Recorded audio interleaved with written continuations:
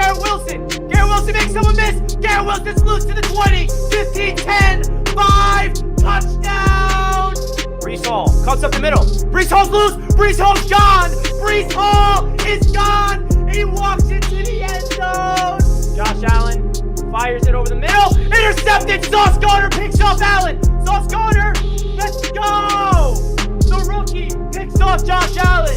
Win it. Get ball. Oh my God. Drops back to pass. He fires it over the middle. Touchdown. Garrett Wilson. The New York Jets tie the football game. The rookie. The Jets win.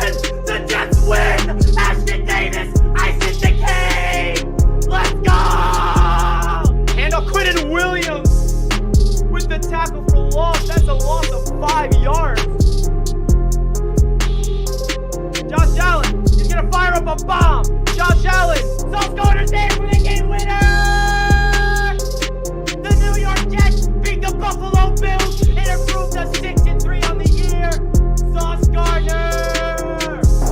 Today, that's how we get on the ball, boys. Yeah.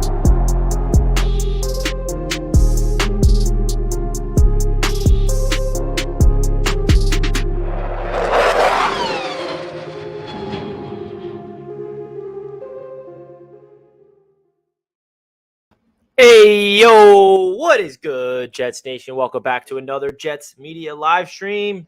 I swear, every time I rewatch that intro of myself going crazy of all the high points of the season, I kind of get more upset that we didn't get to see more of those highlights near the end of the year. But in this stream, guys, I want to talk about the news that we found out this morning that Joe Flacco will be starting against the Miami Dolphins in the season finale. Mike White is done for the year.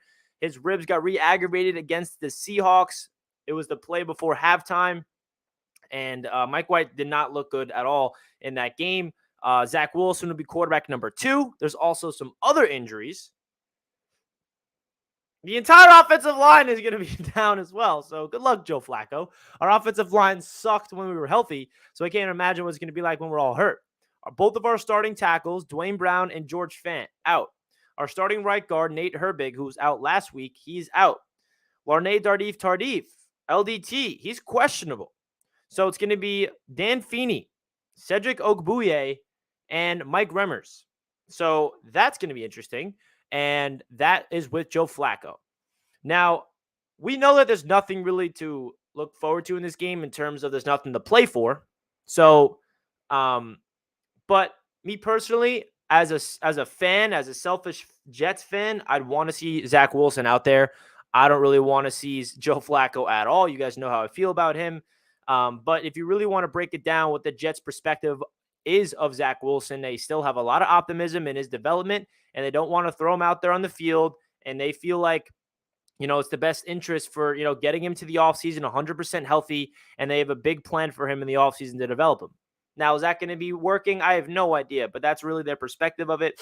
Just as a selfish Jets fan from that perspective, it's like, I want to see Zach Wilson. I want to see what he's got. But then when you put your mindset in the coaching perspective, they don't want to risk him going out there with the entire offensive line injured and risking Zach Wilson going down with an injury, when that definitely makes some sense. We also heard from Mike LaFleur yesterday that in hindsight, the Jets would have benefited of benching Zach Wilson to start off his career in his rookie season. And that's definitely been, a key headline these past couple of days in the Jets world. So now we get to go out there and try to play spoiler with Joe Flacco. Joe Flacco started against the Miami Dolphins last year. That was Elijah Moore's best game of his career. Elijah Moore had 141 yards and a touchdown in that game. That was at MetLife Stadium, but we lost that game. And now Joe Flacco gets an opportunity to get connected with another rookie in Garrett Wilson, who he had pretty good connection with early on in the season when he played those first 3 games. And that's really what I want. That's all I want in this game, bro. Garrett Wilson, he's not a lock to win Offensive Rookie of the Year because he's been having a down back-to-back games. The entire offense has been down, which is why Garrett Wilson's numbers has been down. And Kenneth Walker's been playing better football. So if Garrett Wilson wants to make the case of being the Offensive Rookie of the Year, he needs to ball out. And he can't just have an okay game. If he has an okay game, he's not going to win the award. And I really want Garrett Wilson to win that freaking award. So let's see Joe Flacco target Garrett Wilson a total of 15 times minimum. So let's get Garrett Wilson the ball. Let's get him in the end zone. Let's go. And Joe Flacco just got to get rid of the ball fast and, let it fly and get the offense in rhythm. And hopefully, we can get Elijah Moore the ball. We can get Garrett Wilson the ball. And Denzel Mims will be involved, hopefully. And, in the last game of the season, we could see some type of offensive rhythm. I'd like to score more than 6 points. I like to score a touchdown because the New York Jets have had 9 points in total in the past 2 games, all 3 of them coming from field goals. No touchdown. No freaking touchdowns in the last 2 games, under 10 points in each of them. That's what we need. So, Joe Flacco, if you can get us in the end zone at least once, I'd be happy. And, like I said, guys, there's not really too much to look forward to in the season finale other than potentially playing the spoiler to the Miami Dolphins, finishing 8-9, going into the offseason with some type of optimism. And again, not from the fans' perspective, because that's not going to really change our narrative of the season. But in the locker room, it's a big deal. I don't know how many times I got to say it, but it's a big deal for the morale in the organization to finish off with a victory heading into the offseason. All the end of season meetings is going to have a different type of energy. It's going to have a different type of feel if they can go out there and spoil the playoff hopes for the Dolphins. If I'm the Jets, I'm looking at this game as a playoff game because why not? This is your last chance for experience before the offseason kicks off. And we have a lot of young players on this team fighting for, jobs, fighting for, development purposes. Sauce Gardner, him, Garrett Wilson, Tony Adams are going to get a look. There's a lot of rookies, a lot of year 2 and year 3 players that want to put good tape out there. And there's also a lot of pending free agents that are trying to get paid from either other organizations. So there's definitely going to be a lot to play for in this game. And I think that the New York Jets are going to go out there and play decent football, especially against the team that we're versing in the Miami Dolphins, who has been playing pretty poor, similarly to the New York Jets. So, guys, if you're just tuning into the show for the first time, do me a favor, hit that like button. I appreciate that. We're going to get into the chat today to talk about what's good. Richie, if the Dolphins lose to you guys, they cannot make the playoffs, right? Even if Steelers and Patriots lose. I'm not sure how the tiebreaker works. I think the Patriots would get in this scenario. But if the Dolphins lose, I don't think they're in. Pretty sure. Not too positive about that. But the Jets can spoil their playoff hopes. So let's go. What up, Jay? Solid JD Olbrich, only reason team is relevant. Yeah. Those are 3 guys that have definitely been pretty good this season. No doubt about it. Bills Mafia says Dolphins have to win to make playoffs and hope Patriots beat Bills, which won't happen because we'll be playing and destroying teams for DeMar. Yeah, big update for DeMar Hamlin, guys. If you did not know, DeMar Hamlin is off the ventilator. He's actually speaking now. He was on he got zoomed into the team meeting to the Buffalo Bills, and he was talking about how much he loved his boys, and that's just great news, man, that DeMar Hamlin is able to be breathing on his own. So that's just a miracle. And thank you, DeMar Hamlin, man, for pulling through, because that was a big tragedy in the NFL. And really positive news, man. Richie, are you in college? No, I am not in college. I graduated college in 2020. So, yeah, not in college. Graduated. I started this channel when I was in college, though. All right. So what do we got to play for in this game, guys? What do we got to play for? Well, we got to play spoiler. We get to see what this team has got in the finale, and we get to see the identity that this team is trying to implement here. We're on a 5-game losing streak. You want to go into the offseason with a 6-game losing streak? I for sure does not want to go into the offseason like that. I mean, if you want to go into the offseason on a 6-game losing streak just to improve our draft stock, I don't know. That's not me. I think that the Joe Douglas has proved to me that he can draft well, regardless of where we're drafting, whether it's the 12th pick or the 17th pick. I think we're still going to get a good value. We're still going to bring in a good player in the draft next year, but that's just me personally. But hey, it is what it is, right? So I want to get to your guys' thoughts in the chat about this game. What are some matchups you're looking forward to? Is it Sauce Gardner versus Tyreek Hill and Jalen Waddle? Is it our defensive line going up against the Miami Dolphins O-line and Skylar Thompson? What is this matchup? Is it Joe Flacco getting another start? Is there anything in this game that gets you some type of excitement to watch? Because this kind of brings up the point of, the last few seasons we've been eliminated, but I still find some reasons to be excited for Jets games, even when we're eliminated from the playoffs, because of the youth that we had on the roster and trying to find some, development and signs of growth for the future. So, seeing Bam Knight have a good game, even Michael Carter having a good game, Garrett Wilson, Elijah Moore, Sauce Gardner, DJ Reed, Quinnen Williams, Jermaine Johnson, Michael Clemens, all the core pieces that we know is going to be here next season. It'll be really cool to see them finish off the season strong, because that's going to give, a taste, it'll leave a good taste in our mouths as Jets fans heading into the offseason. No doubt about it.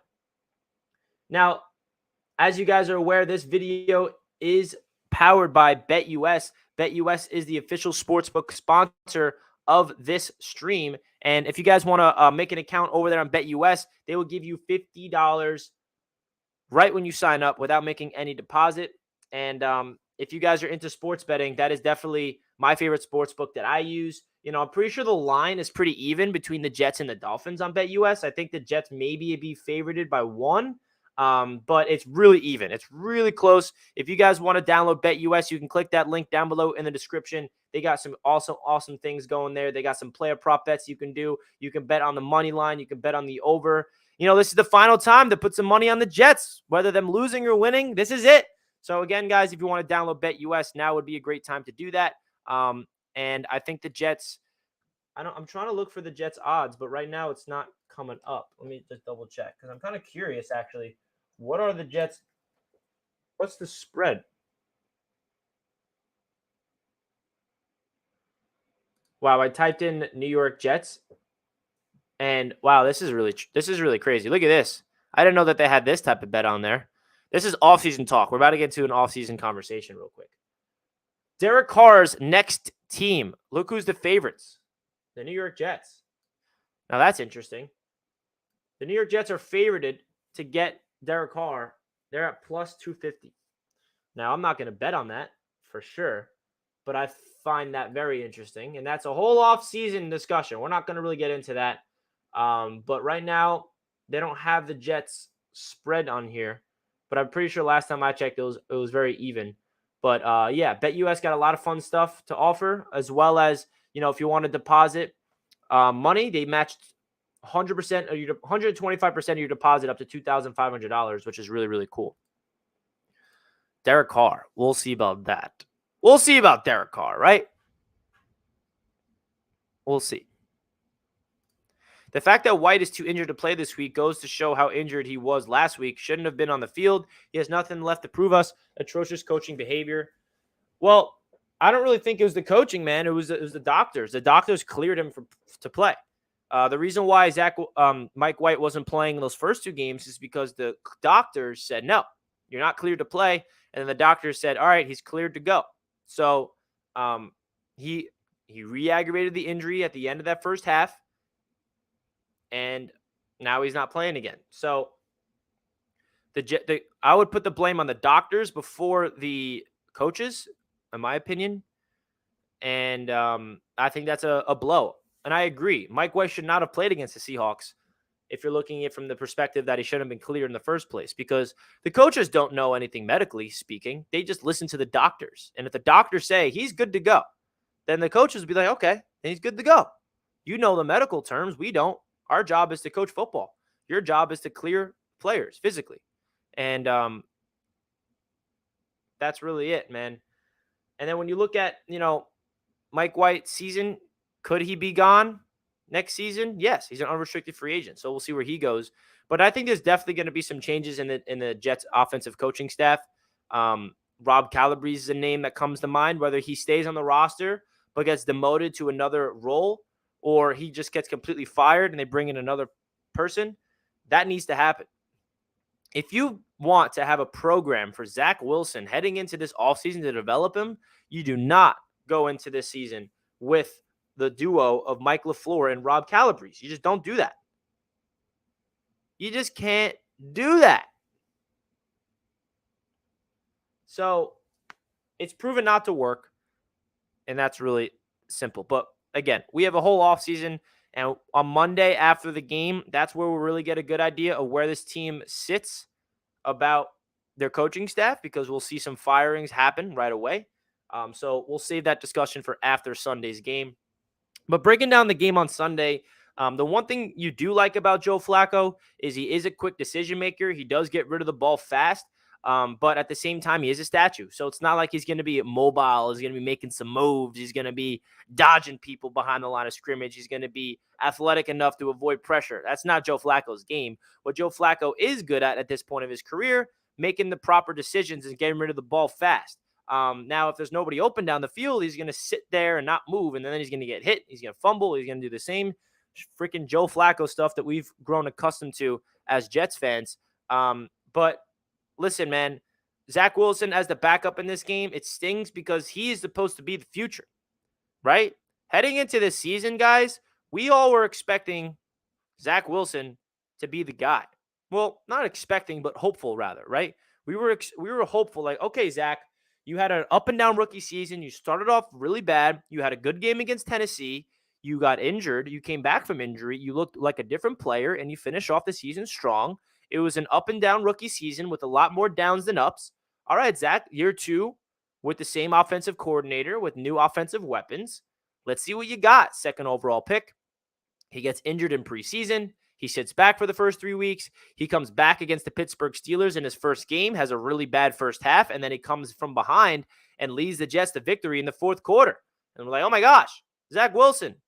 And then against the Miami Dolphins, he plays a clean game that completely was all about the Breece Hall. I mean, we literally destroyed the Dolphins that game, by the way, because of Breece Hall and the defense.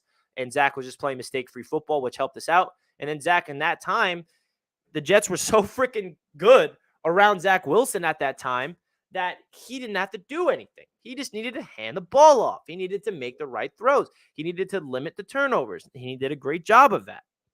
And then comes the New England Patriots game where he throws 4 ducks, loses us the game. And then we go into bye and we have to verse the Patriots again. He looks, well, I can't forget about the Buffalo Bills game. He goes out there. He beats the Buffalo Bills. He outplays Josh Allen, and he didn't look like he a better quarterback in that game, but Josh Allen made a lot of mistakes. Zach Wilson made none. We beat the Bills. Vibes are freaking high. 6-3 heading into the bye. Don't forget it. And then out of the bye, Zach Wilson can't move the ball a yard in the second half, at least to his benching.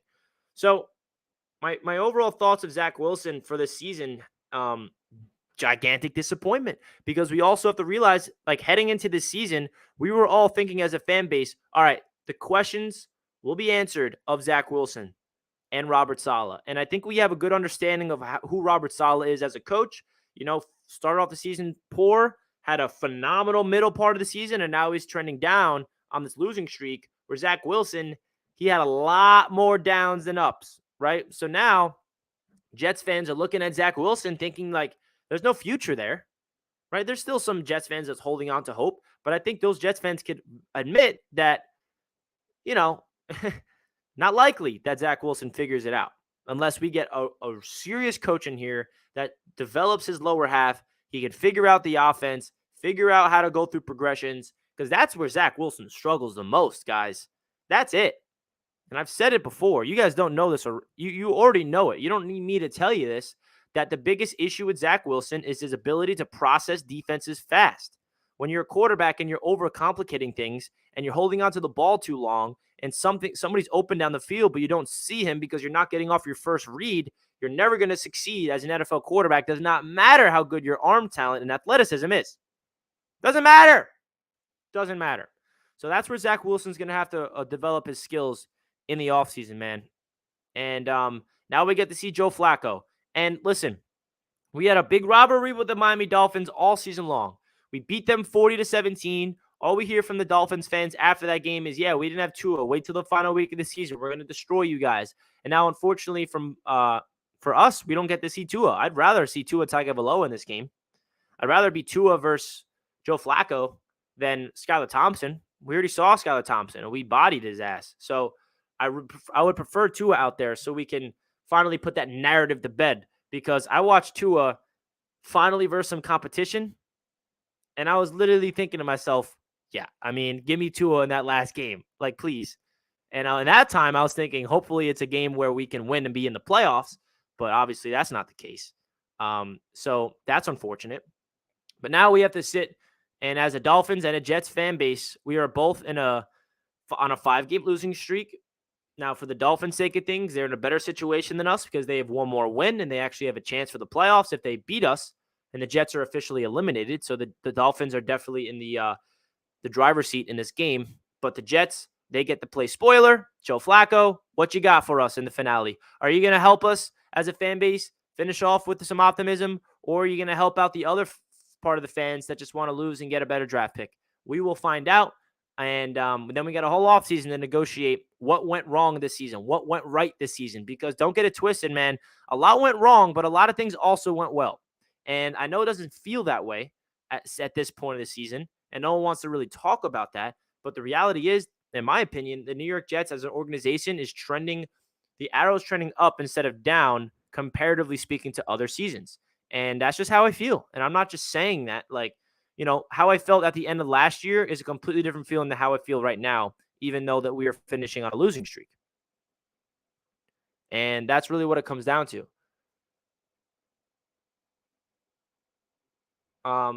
And it's just so, and this is another thing, man.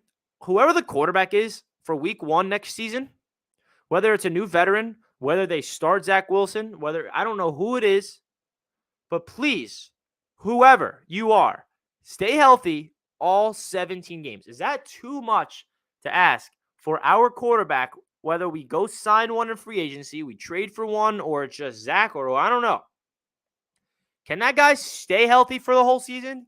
Or can he play good enough where we don't have to bench you? Like, Jets fans deserve continuity at the quarterback spot. And I think a lot of fans need to realize that's a big reason why we are collapsing at the end of the year, is because you can't really be a successful team with subpar quarterback play. We kind of got away with it when we were 6-3. We were like winning without our quarterback doing anything, which is why we keep saying that we are a quarterback away. Because when you're a team that can win, going up, by the way, a 4-game winning streak without your quarterback doing anything to help, just be the game manager that he was and play turnover-free football, can you imagine what this team would be like with like an above-average quarterback that's consistent, that can help you win games late in fourth quarters, that can get you down the field and get you in the end zone? People need to realize that. Now, obviously, the coaching staff needs to be held accountable because they're the first people that needs to develop these quarterbacks and put them in the right situations to succeed. You can also blame the personnel department for the quarterback room, that it's not a good enough quarterbacks. But also, when you look at it from a coaching perspective, how much, like from Robert Sala's perspective, he had to start 3 different quarterbacks this season. It's kind of like if we made the playoffs this year, it would have been a freaking miracle. Starting off with Joe Flacco, going to Zach Wilson, going to Mike White, back to Zach Wilson, back to Mike White, back to Joe Flacco. I mean, that's an impossible scenario to succeed in. And that's not an excuse. It's just the reality of this Jets season. It's been a crazy, chaotic year. And it's kind of hard to imagine this team being successful enough to make the playoffs with that type of quarterback carousel. What team in the playoffs right now has had that type of quarterback issue? None. They all have their quarterback. You can argue the San Francisco 49ers. They're on a 9-game win streak. They went from Trey Lance to Jimmy G to Brock Purdy. And by the way, we're trying to replicate that team. And that's a proof that how freaking good that team is around the quarterback, that doesn't really matter who the quarterback is. You also got to give credit to Brock Purdy because he's playing really good football as a Mr. Irrelevant. But the point I'm trying to make is, guys, this team this season has proved that we are a good team around the quarterback. And Breece Hall going down, Elijah Vera Tucker going down, I know people don't want to hear it, and you don't want me to sound like it's an excuse. But the reality of the situation is this is a superstar-driven league. And when you lose 2 of your superstars on that side of the ball, it's going to hurt. You're going to feel it. You're going to feel that. We beat the Miami Dolphins because of Breece Hall. We beat the Green Bay Packers because of Breece Hall. We beat the Denver Broncos, by the way, because of Breece Hall. We had one touchdown that game, and that touchdown was a 62-yard touchdown run from Breece Hall. We didn't score the rest of the game, and we won 16-9. So when Breece went down in that game, our identity of running the ball and getting explosive plays on the ground disappeared. Elijah Vera Tucker moving people in the run game disappeared. And unfortunately for us, we did not have enough talent underneath them to plug them in for the next man up mentality. Because you could say next man up all you want, but when you lose superstar caliber players, that's a different animal we're talking about here. We're not just talking about a solid quality player going down, replace him with a bench player, and he can try to live up to his potential. Yeah. But when you lose a player like Elijah Vera Tucker, and I think it's so unfortunate because the season that AVT was having before his injury was like we've never seen it before in the NFL ever. Ever. AVT played 4 positions. Literally every single position on the offensive line besides center. That doesn't happen. All at a high level, by the way. He played left tackle, left guard, right tackle. I mean, he was like the talk of the team when we were 5-2 heading into that Broncos game. So it really stung when he went down with Breece because those two guys, I think, would be in the Pro Bowl right now. They'd be in all-pro consideration. And I think Breece Hall would be the undisputed Rookie of the Year.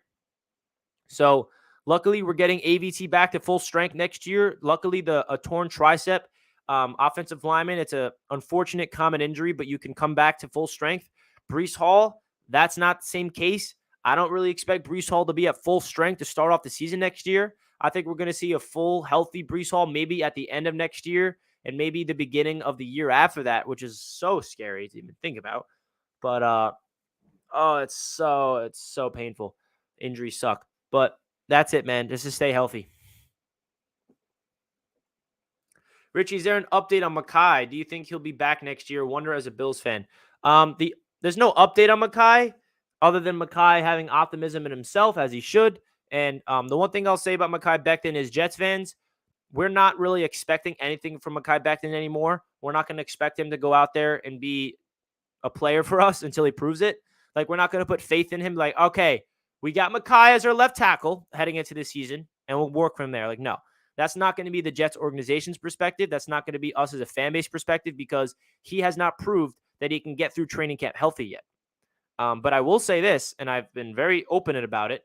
I believe that Mekhi Becton is an extremely, extremely talented offensive lineman where if he is on the field and he is healthy and he is in shape, I think he is one of the top offensive tackles in the league. And I'm not basing that off of potential. I'm basing that off of real football in his rookie season. You look at what he did as a rookie at that left tackle spot. He was dominating people, like in the run game, like literally dominating. And it's so unfortunate that he has to be injury riddled. And when we drafted him, we all knew it was a boom or bust. If he boomed, he would have been literally sensational. But the bust probability was high, and it's because of the injuries. And there it is.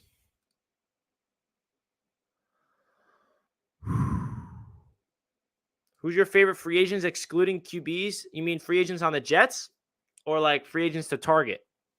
Because I haven't really researched free agents for the Jets to target yet, to be honest, other than worrying about our own free agents. Becton really sat Bosa on his ass. Yeah, people can't forget that. The Robert Saleh coached 49ers defense. They came to the Jets in week 2, I believe, of Mekhi Becton's rookie season. We lost that game, but Mekhi Becton dominated Nick Bosa. Mekhi Becton dominated that Robert Saleh defensive line that, by the way, went to the Super Bowl that year. Or they went to the Super Bowl the year prior. So that's my point, man. Mekhi Becton, he's a great player when healthy. Issue is he's not healthy. So that's why we cannot really put our optimism in him yet. That means little Mikey LaFleur Calabrese have got to go bye-bye. I think it's a 50-50 chance LaFleur's gone, and I would say it's a high chance that Calabrese is gone. Not that I have any sources. That's just me predicting it.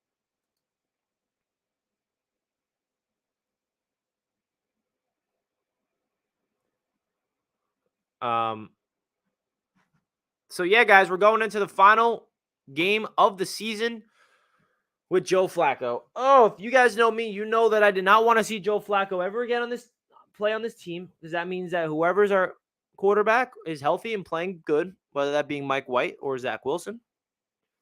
and not the case. Dolphins fan asks, Richie, what's your expectation for Flacco? My expectation is for him to have a lot of plays where I want to rip my hair out of my head, where he's a statue and he gets sacked, or even I guarantee you he's going to lose the ball. He's going to fumble. So get prepared, Dolphins fans. You're going to get a strip sack. And you're going to turn the ball over at least once. But the one thing about Joe Flacco that I do like is he can read the defense properly. He has good pre-snap recognition. And if somebody gets open, he knows where it needs to go. Now, he's not perfect.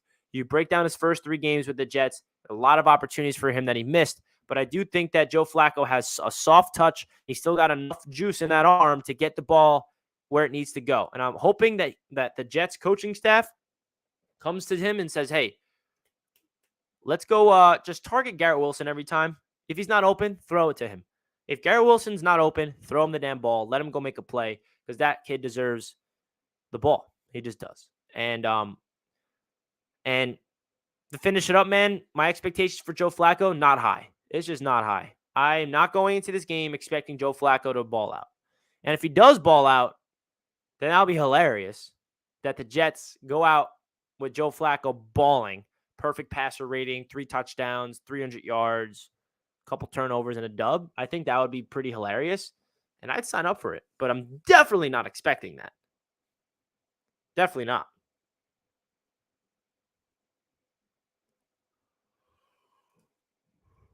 What are your thoughts of the safety position? Now, the safety position is interesting. It's definitely a weak point of the team. I think Jordan Whitehead, to start off with him, he's had an okay season. Nothing spectacular. He had a lot of bad plays in the run game where he doesn't take the right angle and he misses tackles. He's also had a lot of good tackles. He's had a lot of good plays. I think he's a wild card. I think Jordan Whitehead he's like exactly what I expected. He's not a star. He's not a Pro Bowler. He's just an average player. So he's going to be back next year as a strong safety, and I have nothing against that. But the free safety position is going to be the interesting addition in the offseason, I think. I think that our free safety starting next year is going to be different. I think LaMarcus Joyner is going to be gone unless they bring him back for depth purposes. I will say I do like Tony Adams, and we're going to see. I think he's going to start. Watch out for Tony Adams, number 22 on Sunday against the Miami Dolphins at the safety position, guys, because he filled in for the injured Joyner, and he looked really good, man. And I'm not just saying that just to say it. In that game, he had a lot of opportunities where, his angles were great. He was hitting hard. He was tackling. He was doing great in coverage. And we saw some brief, plays where he comes in certain formations throughout the season. I forgot which game that was. Was it against the Bills where it was man coverage and he gets subbed in the slot and he goes man-on-man coverage and he gets a great pass breakup? So Tony Adams is an exciting undrafted free agent that I think could have a bright future for the Jets, especially when you look at the perspective of the safety position is a weak link, and any type of positive, force that we have in that position for the future is necessary. So definitely look out for Adams. No doubt about it. But yeah, I think the safety position is up for grabs. Jordan Whitehead will be back next season as a starter, but the free safety position, I think we're going to get a new safety, whether that's free agency or the draft or the trade. That's my thoughts of the safety room. Because I think the defense is literally perfect at the cornerback room. Sauce and DJ Reed, you cannot ask for a better duo this season. Michael Carter II, solid. Not the greatest slot corner in the world, but he's not a liability to the point where we need to go look to replace him. Michael Carter II, I got all the confidence in him to be our slot corner again next season. So it's kind of cool. We do not have to worry about our corners. Even the depth is here next season. We got Eccles on a rookie contract. We got Bryce Hall on a rookie contract. So I would be shocked if we make another cornerback addition because we are that stacked and that youthful and that have that much upside at that corner room. That gives this Jets team so much flexibility on that defense because then we just have to worry about the safeties. We got to worry about the linebackers. And the defensive line is interesting because you got to consider extending Quinnen Williams. Sheldon Rankins is a free agent. So what are they going to do on the defensive line? I'm sure they're going to want to get bigger and faster and stronger up front, and that's going to be interesting to see. So the defense is definitely going to be, getting some additions in the linebacker room as well. Quan Alexander, free agent. Quincy Williams, free agent. And CJ Mosley, they restructured his contract, but I think he's going to be back next year, no doubt. So Yeah, I think the biggest changes in the offseason are going to come on the offensive side of the ball over the defense.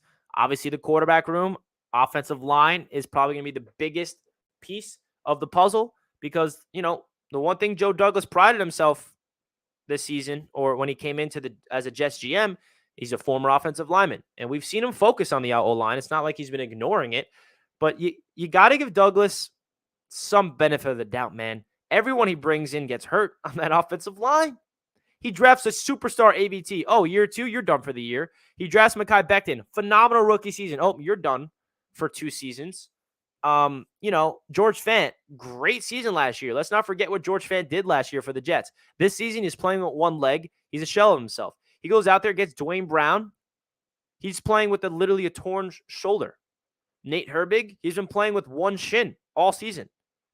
So, and Lincoln Tomlinson, he's been great in terms of available, but he's definitely been below average.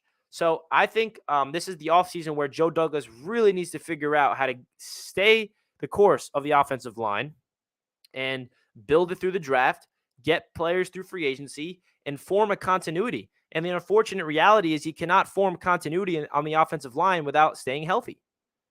I mean, how hard is it for this offensive line to have the same 5 starters for the whole season? Maybe like a couple games they go down in here and there, but you can't expect a team to go out there, right? Even Max Mitchell, forgot about him. He was a gem, 4th-round pick. He's playing great.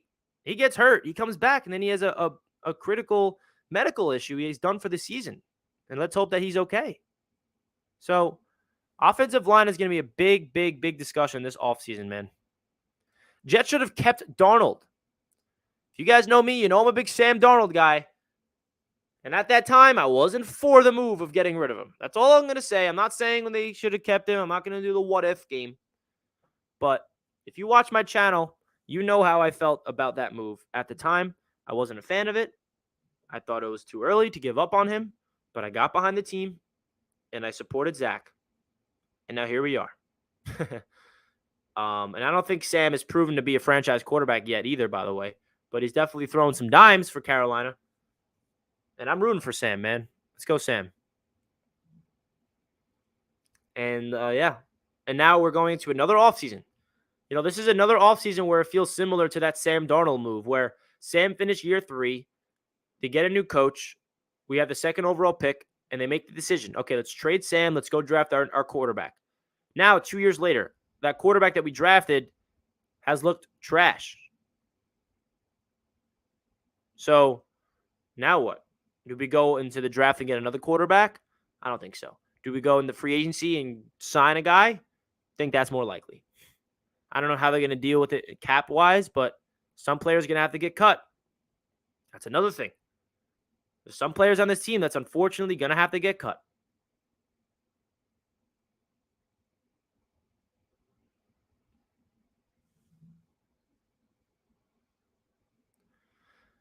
I see where you're coming from, Sports Frenzy, but I really don't like this narrative personally because I think that the narrative of Saleh does not hold his players accountable is false because he proved it to me, at least personally. He held Denzel Mims accountable. You request a trade, you're inactive for the first 5 weeks. Elijah Moore, you request a trade, you're inactive for a week. Oh, Zach Wilson, you're playing like little trash. You're benched and you're inactive. If Robert Saleh did not hold his players accountable, Elijah Moore would not have been inactive. Denzel Mims wouldn't have been inactive. Zach Wilson wouldn't have been inactive. So that, to me, as a Jets fan, proves that Robert Saleh is way more of a coach that holds his players accountable more than us as a fan base thinks. We're expecting Saleh to be this fierce guy, like screaming on the sidelines and holding his players accountable in front of the cameras. But I'm talking about behind closed doors. We don't know what's going on. We have no idea. But I've seen this coach say, we're going to play the best possible players to give us the best situation to win. And I don't think people realize the benching of Zach Wilson, how much of a deal that was at the time. Benching your 2nd overall pick that you invested into is a big deal. It proves that you might have made a mistake. And it proves to Zach Wilson that it doesn't matter where you were drafted. It doesn't matter how high we value you out of the draft. If you're not playing good football, you're not playing. And you know what that's called, guys? That's called holding your players accountable. That's what it's called. And I know you guys would prefer a coach like Rex Ryan or Parcells when they would hold their players accountable in front of the media, if that's what you're referring to, Salah's not that type of guy.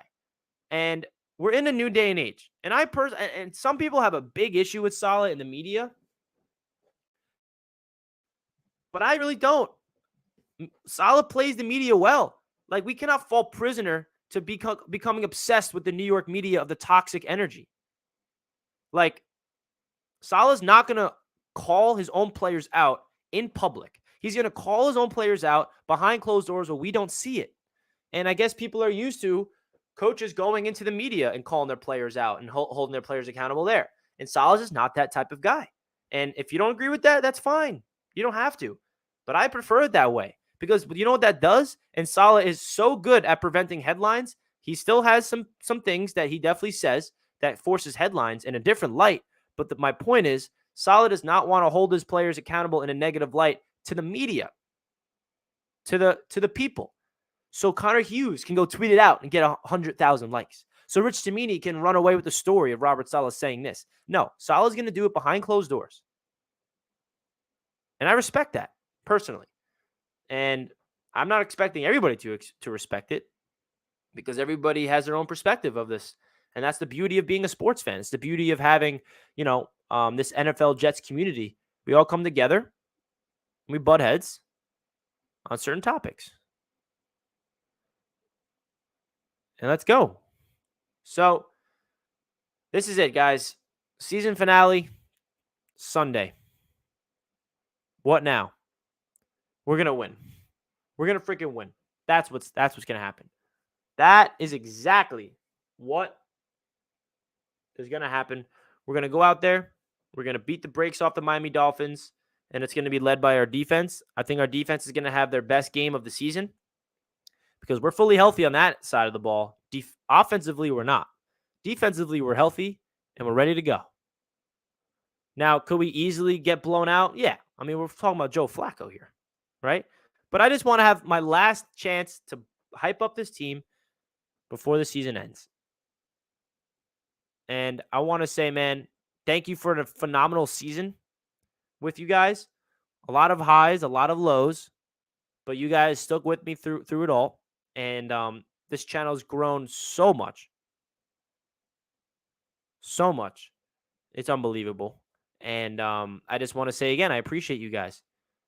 So we'll see where this team goes in the future. We got a whole offseason to break down the draft, who gets fired, who stays, who are we signing, who are we trading for, who gets cut. Whole offseason to talk about that. So this is the last time we get to preview a game for like 6-7 months. That's a long time. So with that, guys, I'm going to leave it here. I appreciate each and every one of you guys tuning into the show. And tuning into Jets Media means a lot to me. And again, if you disagree with any of my takes, just know that it's all okay. You're not supposed to be agreeing with everything I say because that's the point of sports talk. I say things that you disagree with. We openly have a discussion. And I love interacting with you guys in the live chat. It really is fun. Really is fun, man. Thank you, Richie, for sticking with us. This fan base really is something special. We are special, Chris. We are a special, special fan base. Thank you, Rich. You've always been there for me, my man. Appreciate you, Rich. So, the final game of the season comes up. Ray, hit the like button. Thank you, Ray. Thanks for reminding the people. How many likes do we got? You only got 44. Let's get to 50 likes before the stream's up. 50. Is that too much to ask? 50 thumbs up buttons. And we'll call it a day. Thank you, guys. I will be live for the game, of course. Don't you guys worry. It's going to be a lot of fun. And we'll see, man. Richie is a beacon of positivity in the seas of negative shit show. Yeah, I try to be as realistically optimistic as possible, though, Hawk. I don't want to be that guy that just finds the light for no reason. But that's what you come here for, to ease us through the pain. Because pain turns into prosperity eventually, and I genuinely believe that. So we hit 50 likes. That's it for the show, guys. Thank you again for tuning in. This stream is sponsored by BetUS. As always, if you guys want to click the link down below in the description. You will get $50 when you sign up for free. So you can put some easy money right away. $50 on the Jets to win or another team to win this weekend. So I'll leave you with that, man. Love you guys. Let's go Jets, and I'll see you next time. Peace out.